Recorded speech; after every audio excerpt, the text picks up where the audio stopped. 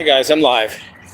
I want to give you guys an update, and I want to tell you guys a story and how I'm doing and everything. So I was out to eat at Denny's, and Foom Fifuido called, and he took me through another meditation, and he was very good. It was very good meditation. I learned a few things. I'm going to talk about it in a second, but I'm going to give a parable about the situation myself first. David Lee Roth and everybody are in Thailand, and there's no service out there. That's why they haven't been able to call me in like 3 weeks or something. But Foom touched base with me today, and Terrence wanted him to, especially because he didn't want me to feel abandoned and too lonely. But I have an illustration or parable. If you can to the parable, then you'll see the situation. I'm not Jesus. I'm not trying to say I am, of course. But here's a parable that relates to the situation. I just made it up, so if it's not, hopefully it's a good one. So there's a wise man that had a son, and they were fishermen. They were always fishing and all that, and they were always out in the sea, and they were always out on the boat, and they always had life rafts and all that, in case, to help them swim or whatever, float and all that. And the son always said, whenever he got in the water, he would say,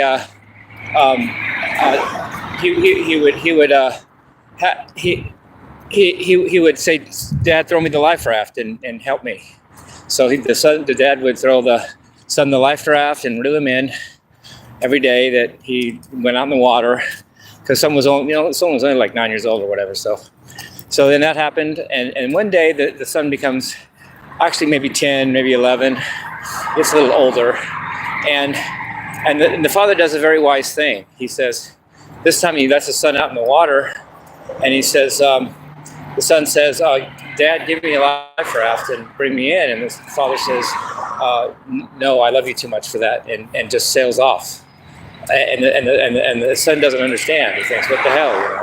And next thing you know, the son's afraid for his life, and he's starting to sink and everything, and he's feeling really bad. And not only that, his dad just left him. But he decided that there's no one left.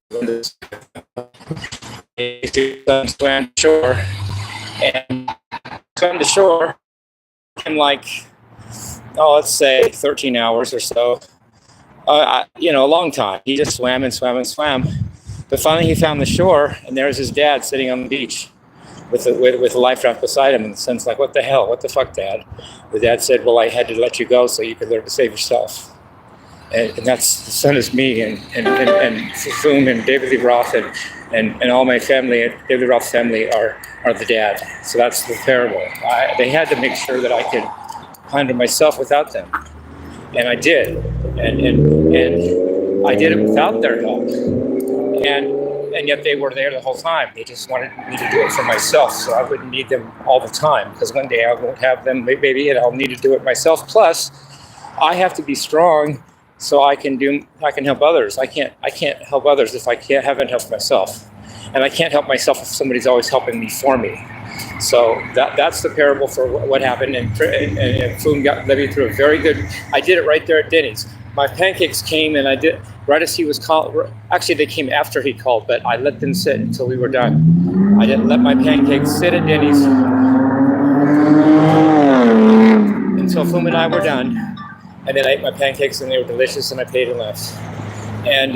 But along with the meditation, Foom gave me a good illustration, and he asked a favor, a request.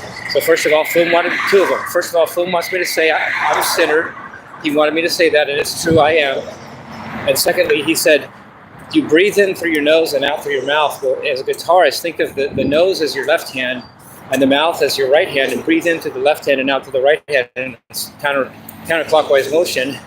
And that's my new practice, my new